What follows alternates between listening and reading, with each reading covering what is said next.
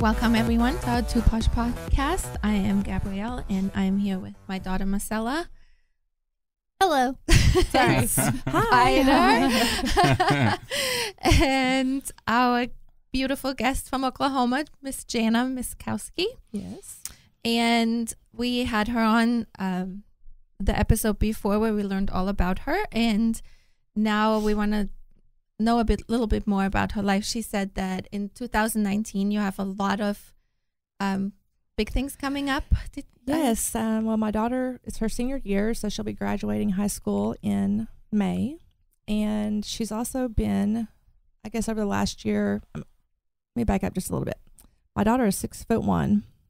6'1". My goodness. Yes, How tall are you? I'm 5'10". Okay. I'm like 5 foot. Today I'm like a little bit, probably 6'1" or Yeah. 6 foot because I have some my heels on. But she's 6'1", like flat footed. She's gorgeous, long dark hair.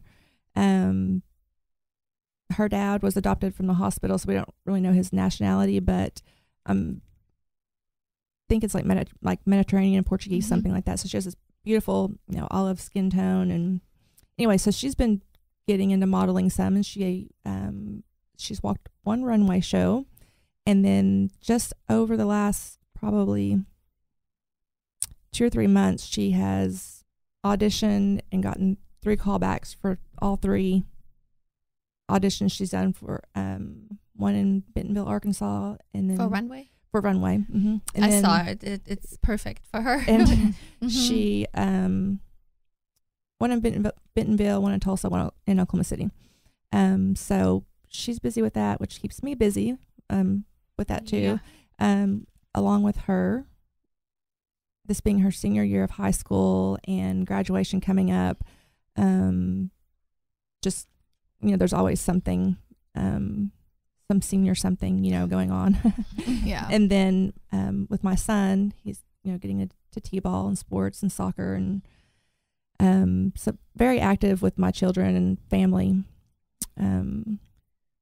So tell me a little bit about your original job that you had, where you're advocating for victims and witnesses of domestic abuse, assault, and battery in families that are victims of a loved ones being murdered. Yes. How long did you do that? I was a victim witness advocate for a little over a year for District 18 in Oklahoma, and prior to that, I've been a paralegal since 2003, but I've always worked for private firms, doing family law, custody, personal injury, medical malpractice, estate planning, things like that. So I didn't really get to see the other side of the papers that we would get. So if someone commits a crime, they filed the charges, and the defendant goes and hires an attorney. Well, we get these, the 2 pieces of paper that they're charged with. But there's a lot of work that goes into behind the scenes of getting that information or the charges done. And that's what I did when I worked for the prosecutor's office for District 18. And I was assigned every domestic abuse case in our district or in our county. And can you tell us what was your most the one that stands out? Well, they all stand out individually. I think people, when you think of domestic abuse or assault and battery, they think it's like the man against, on the woman. There's was a short time frame, a couple of months, that it seemed like it was every case that I got was like, the roles were reversed. It was the woman abusing the man. So men can be abused. And tell me how, give us a little more detail. Just take one of your stories. Obviously, no names or anything. Right. Well, there was one that we had that was a shooting with intent to kill. So shooting. Yes. So the female, she forgot that she had the gun in her hand when she was gathering her clothes, to leave the residence. Well, that's what, allegedly she forgot that it was there. And then she pulled the trigger and it shot her husband in the abdomen area. I mean, he survived. He's still in recovery, but she pulled the trigger twice, or on accident. She forgot that was under there. Just pointed in that direction. Anyway, and then it's not just so I mean, he's the victim of an assault from his wife, and a lot of people think that it's generally like the men abusing the women, and there are a lot of men that I think that don't speak out about it because of their pride, or like they're can't let tough guy, right? The tough guy persona. There are some men too who actually are good and they know to not hit a woman, and I think that women can hit men and be like with objects or with their fists too, and it's not okay. Yeah, I mean, it's not okay, but they somehow they just will justify it, and the men were thankfully raised right, and don't retaliate physically. Now, I feel like, I mean, there's emotional abuse and mental abuse and physical abuse. So there's different ways or domestically you can abuse. I mean, you can be abused, I guess. Right. And when you say domestic, it's not just a man and woman, or a domestic is anyone that has lived under the same roof. It could be, brother, sister, mother, a mother and a child, or an ex, or anybody that's lived under the same roof, roommates, whatever. Right. So that's what you did. Yes. Was that getting depressing after a while? I would think it can be. And this may sound a little bit kind of harsh to some people that don't understand it, but it's almost like you develop a callus towards what you're seeing on a daily basis. It doesn't mean that it doesn't affect me, because I think each case is individual to itself. There's always a different set of circumstances. Generally, by the time it gets to our office or comes across my desk, it's not the first time it's happened. They'll say, oh, this won't ever happen again. Won't ever happen again. Well, 5 or 6 times, down the road, then they finally call the police come over, and then that's when the charges are filed. We can't do anything. If you don't report it, nothing can be done. right. I mean, you have, and this is what I tell my victims, is that even if, charges aren't pressed the first time, or whatever, you're still developing a pattern of behavior, because when you call a law enforcement agency, those calls are logged forever, like permanently. And so they can go back and look at a call log. We can request the call log and see how many times the police have gone over there, because we don't know that, because we don't get every report. If the victim says, I don't want to, I'm fine, I don't want to file charges, then the law enforcement agency will close that report, and then, we would never know about it until something more severe happens. And you don't do this anymore?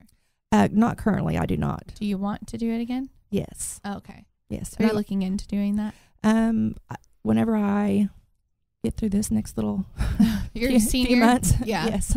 Yes, I have a passion for helping victims, even witnesses of, crimes. Even if you witness like a boating accident, or if you witness, your sister or brother in an argument or dispute and something. I mean, well, that's traumatizing. Yes, I mean, I feel like you can have PTSD from domestic abuse. For sure. I mean, obviously. Yeah, for sure. Or even seeing anything that you're not. It's not even you. I mean, I think even seeing a stranger, like something happening to a stranger, for sure, can be scary. I can look, now, and I guess once you do it for so long, you can just, I feel like I can read people, like if they're in a conversation, like one of them may seem more drawn back or tensed or something, when to everybody else they just look like they're having a normal conversation. I can kind of pick up on, because I'm always looking like, do they need help? Do I need to like jump in, like say, oh hey, like where's the bathroom, and like kind of break up that like, you mean if two people are together? Yes, like if I'm in public or so I kind of always have that eye out, especially from my experience on the lake. I mean, you never know, especially when people are, or there's alcohol involved, or you don't. It's just like you don't know what goes on behind closed doors. I mean, no, ever. Even if it's your best friend that you're with, I mean, all the time, you confide everything in. But I always say there's only two people that know, and it's the two people. Oh, I say three. I said it's the two people behind the door and the man upstairs. Right. So those are the only 2-3 people that are ever going to know the truth of any circumstance or anything like that. But yes. I'm going to ask you a couple other questions. Yes. Where do you see yourself in 5 years? Oh boy. Let's see. I'll have a 10-year-old, and then my daughter will be what, 23. Yes, I have a 23 and a 10-year-old. Oh my gosh, 5 years. Hopefully, it's still helping, or in the legal field. I'm also a mediator for the state of Oklahoma. Like I'm mediating. I do mediations on Mondays for family law and small claims matters. So pretty much I've been in the legal field for a long 18, 19 years. And so you love that. I love it. Yes. I don't want to be an attorney by any means. But I do love the behind the scenes, like the helping of victims, or even a victim of a car, if you're in a car accident, those people still need help with, seeing the right people and things like that. So, but do you want any more kids? I'm not going to say yes, so I'm not going to say no. I mean, that's good though. Yeah. As long as if I'm in a healthy relationship and I don't want to have a child with someone that I think we could potentially ever, break up. I'm not in a relationship anymore without the intentions of it being, long lasting. So, too old for that. Can you see yourself getting married again? The right person. I think so. Maybe? Yeah, I can see it too. I'm not opposed to it, but at one point in time I was like, no, never again. But it changes. Yes. Yeah. But I mean, I have been single since 2016, 17, something, whenever that was. Yeah. So I had to like relearn how to love myself again, be happy with myself. Right. Before. And like, I also taught myself to learn how to live single, like I wasn't actively out there like, we can go out with anybody we want, but that's not what I want to do, or who I am. I want someone to like me for, other things other than physical. Right. I guess. Which. Have you ever been in love with you? Like majorly in love? Have you ever felt that, do you think, in your life? I thought I did at one time. I mean, you always you think you do. Yeah. But I definitely believe in it. Do I think? I don't know if I have been or not. That's like, someone's asked me that before. It's been a few years ago. But if you really sit back and think about it, like I don't like. I thought that I was, but now I look back, I don't know that I was. I mean, of course, I loved them and cared about them, right. But like that deep, like love, an unconditional love, no matter what. Like I don't. I would say no. Now, do I still care and love my children's, father? I mean, yes, I care because I want them to be healthy for their child. Right. Does that mean I want to be with them? Healthy No. on your part. And I also like going back to relationships and love and everything. I don't hate. I don't let my children use the word hate because I think it's such a strong word. It is. And my daughter's, I think she's finally, realized that. I'm like, I mean, you can joke around like, oh, I hate that or whatever. But I said, when it comes to people or friendships, relationships, whatever, it's like, we just don't use the word hate because it's, I don't think we ever did really. No, I don't like that word at all. We weren't allowed to say shut up when we were growing up. So. Strict mama. Yes. But, I don't like. What irritates you the most? The The most. But I'm not catching a fish when the fish aren't biting. Oh my God. It's like, I'm dead serious. That's way annoying. Like, I know you're down there. No. I don't know, like, what irritates me the most. Oh, like crunching, people smacking and crunching. So you would not be a do fan not listen to the of ASMR. Which, by the way, did anybody notice that there was an ASMR commercial during Super Bowl? I noticed it. Oh my gosh. And I didn't realize that until somebody told me that there was. And then I saw it, and she's opening the beer and she's whispering. I was laughing. I'm like, see, it's coming around. Do you get bored after you sleep with someone for the first time? Do I get bored? Depends on how they are. Depends on how that night went. I don't know. Like, I probably have before. I'm like, next. No. Next. I gotta go home now. Doesn't even make it to morning. Oh, my mom's calling. Or my daughter. What's the best date you have ever been on? The best date? It's kind of a tough one. I've been on a few really good dates. Of course, the most recent are my favorite. That's good. But I've been fortunate enough to I guess be like know some of the right people or that have the right connections or something to do, like flying from, I flew into Las Vegas and I was going down to Lake Havasu, and instead of taking or renting a car like generally I would do, we got a helicopter and flew and got like special clearance to fly lower than all the other helicopters, and flew from Las Vegas down to Lake Havasu at sunset. Wow, that was probably that's beautiful. a special date. Like over the Hoover Dam and nice. Along the river. That's a really nice date. Yeah. So that's pretty awesome. Yeah, so it was very unexpected, and but yeah, and in a relationship, kind of going back to dates and stuff like that, I think it's like the little things that a man does, and like you can't. It's either like the 60 or 70-year-old men want to go out with me, or the 21-year-olds. I'm like, that's like what a happy medium.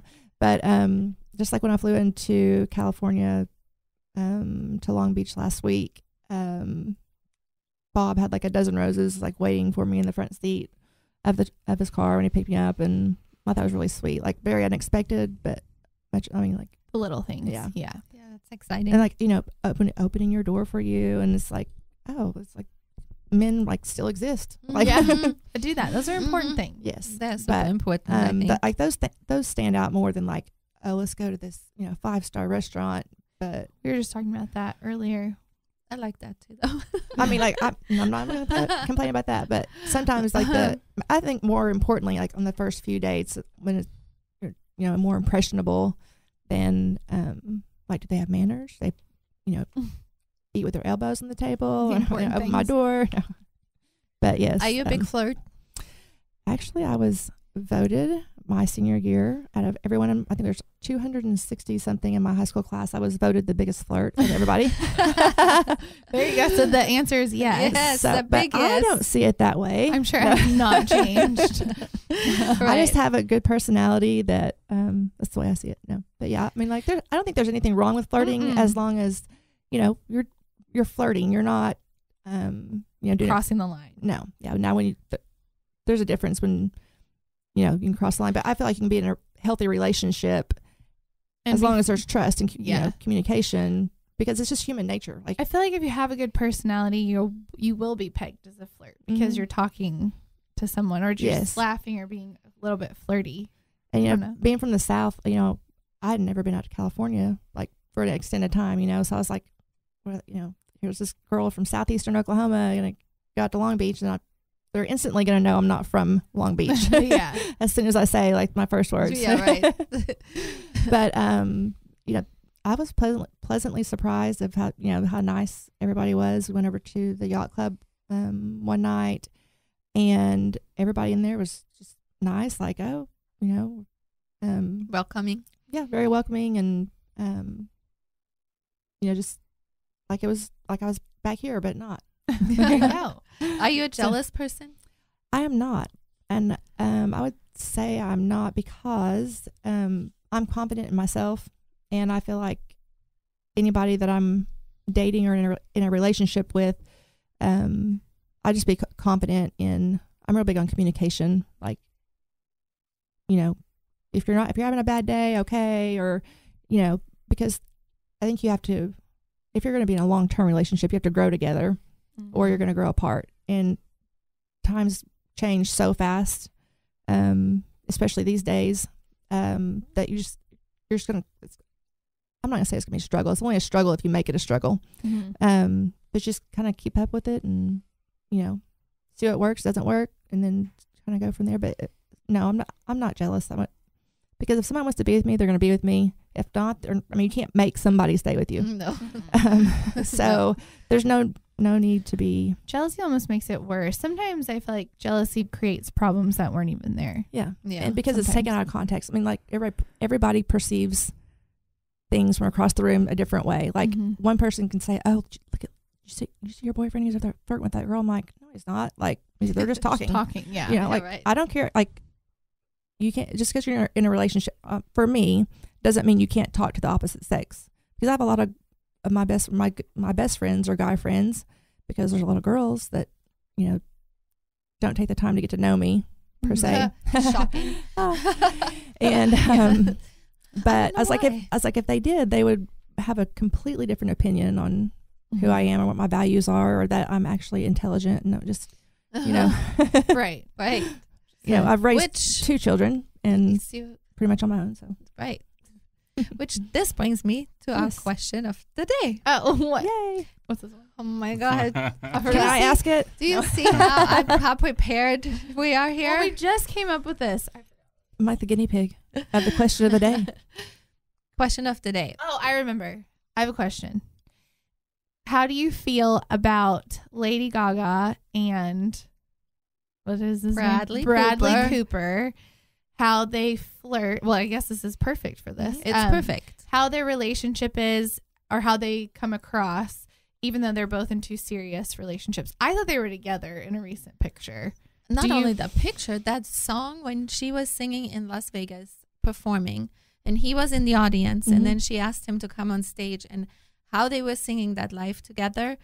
I'm like, you don't have to come home ever again. Like, that's not okay at all. Right. And I'm not jealous either, but there's a fine line, I believe, and that those two there's something going on in the air. And I just read yesterday that I think Lady Gaga and her fiance are split up.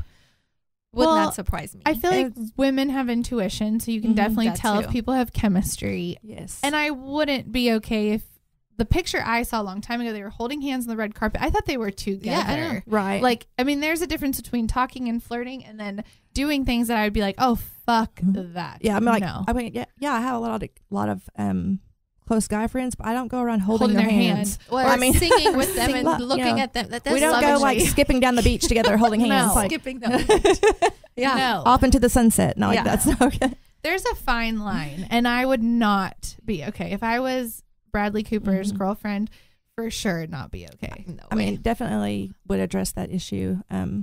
But not that it could be resolved. I wouldn't just like let it go. You know, I would probably say my piece, or say, not in a bad way, but like, I mean, it's almost, it reminds me of Angelina Jolie and Brad Pitt, because he was with Jennifer Aniston when he shot the Mr. and Mrs. Smith movie with Angelina Jolie, and it's almost feels the exact same. Like that everyone, no, nothing's going on, but you could feel it. Like, I mean, you could watch that back. You can go back and watch that movie today and still see. Like, Mr. and Mrs. Smith. Yes, Yeah. the connection that they had at that time, and But this is even before the movie came out because they were shooting it. You could feel it, and even through TV, you could feel it. Yeah, which you can't be stupid in that sense. You would know. I'd be like, there is something going on. That's why I would say, like, to be an actor or actress, even like in soap operas and stuff, like, how do they just turn that off? Like, you know, when they leave the set. I've always said that, like, if you're dating an actor and you were watching your husband, like, have a sex scene or make out with or be in love with. I don't know if I'd be okay because that doesn't go away. It's going to be on the TV. Like, my kid, right? you know, your kids are in family. Like, everybody's going to watch that for. Now, if that happened, you know, before you came along. Well, yeah, that's completely different. Yes. But not like a spider. Hey, I have no opinion on that. What? Well, You would be okay if you had a girlfriend and she is like all over another guy singing with him and there's so much sexual tension in the air. She's like sitting on his lap. I think that would be a communication thing. Like, if it's something that we talked about beforehand that I know isn't a big deal. Like, are they acting when they're doing this, or is it like, you know? So that's a weird thing. Like, you're but saying, what do you gotta say? like disconnect somehow. It's the red carpet that to me is a little bit more odd because you don't have to act there, right? Because everyone is separate. I mean, yes, maybe the singing, they're trying to make it look like the movie, and people loved that movie, so they're trying to still portray those characters. But I think the red carpet holding hands stuff bothers me more than the singing because you could compartmentalize that it's the movie and the acting, and whatever. The red carpet is what bothers me. Why the fuck are you holding your hand? It doesn't bother me, but I do that with someone y'all met. Like, this is a really good friend of mine. Yeah, and but she's been in relationships, and we still hold hands every once in a while. No, I would not be okay with it. It's not. I would cut the hand off. But it's good that this is why I like the question because I want listeners you'll be missing a finger for sure. Yeah, at minimum. I would not be okay with it. Spider would be okay with it. You would not. Not okay at all. I don't think I'd be okay. No, with I want listeners to let us know. Would you be okay with your significant other holding hands with their friend? That's the biggest to me.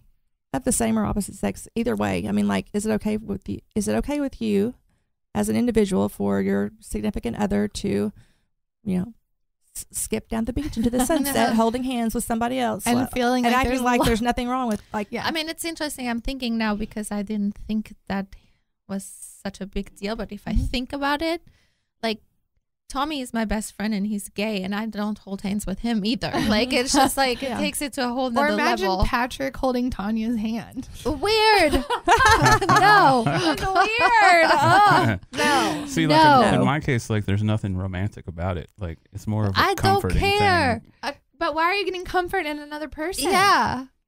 That's a good question. That's for another day. Your fucking hand off. That could be that would be a question of the day on another day. Yeah. In my specific case, like, I don't know. I don't see anything wrong with it. No, I do. That hand's gone. Yeah. No more hand, Spider.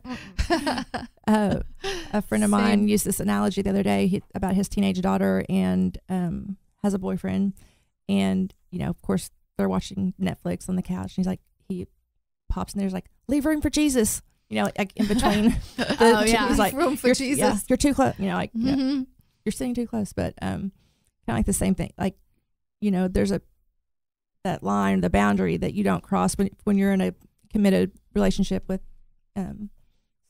someone. Exactly. Now, am I gonna, you know, if I'm single, am I gonna, you know, maybe like totally different? Totally different. That's different. We're talking about together. Yes, together. That's. I mean, yeah. At some point, just, you know, like the red carpet.